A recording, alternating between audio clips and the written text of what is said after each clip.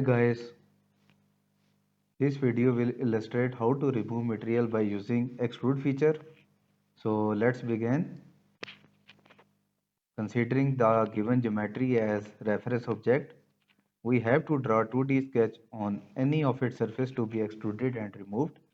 Let's select front plane from model tree and click on model tab, shapes panel and extrude. Let's define an arbitrary 2D sketch on front plane having some area. So this is it.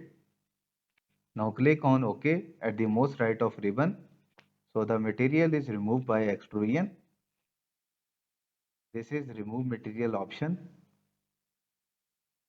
These are extrusion references using surfaces already discussed in extrude modeling.